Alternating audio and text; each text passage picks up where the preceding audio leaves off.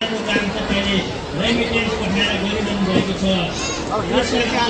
बजेसम्मको लागि रेडी भइदिनको लागि हार्दिक अनुरोध गर्न चाहन्छु। लिम्बूको लागि अब चाहिँ भाइ बहिनीहरूको लागि एकदमै बेजोड प्रस्तुति लिएर आउने हुन्छ। एकचोटि सबैजनाले ताली बजाएर हल्ला गरी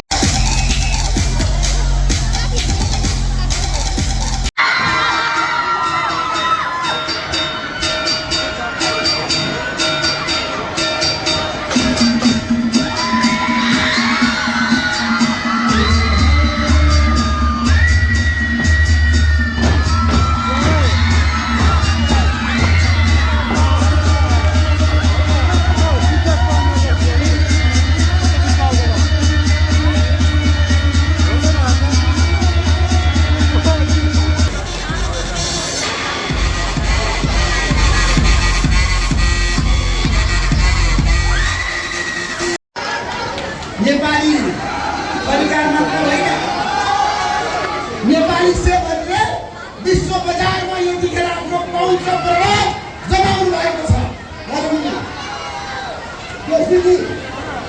एउटा सेनको पनि एकदम उत्कृष्ट मिठो परिकार बनाउने सबैले चिनेको जानेको बुझेको सबै सेवकलाई तपाईँले ताली बजाएर बुझेका दिन्छु।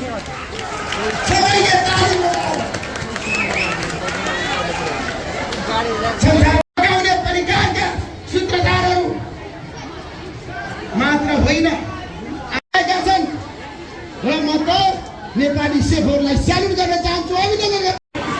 कुन किसिमको परिकार खाने र मान्छे कसरी हेरिरहने र अबको जमाना भनेको खानपिनमा ध्यान दिनै पर्छ। त्यसैले यस्तो किसिमको नेपाली सेवकले पकाएको खाना हामी सबै नेपालीको लागि मात्र होइन। म भारतमा जाँदा पनि नेपालीले यति मिठो खाना पकाउँछ। म युरोप अमेरिका जाँदाखेरि पनि नेपाली सेवकले यति मिठो खाना पकाउँछन्। 5 स्टार होटलमा, 7 स्टार होटलमा, 3 स्टार होटलमा अब नेपालीहरूको त्यहाँ ठुलो प्रभाव छ। सेवकले यति काबिल हुनुहुन्छ, यति सच्चा हुनुहुन्छ, यति मिठो खाना बनाउनुहुन्छ, यति मिठो परिकार बनाउनुहुन्छ, मलाई त यस्तो आनन्द लाग्छ, गौरव लाग्छ। नेपालीहरू साँच्चै भने हाम्रो देशमा काम गर्ने कर्मचारीहरू जसले काम गर्छ इमानदारीका साथ, निष्ठाका साथ, मिहिनेत गर्छन्, त्यस्ता व्यक्तिलाई म जहिले पनि स्यालुट गर्छु, अभिनन्दन गर्छु।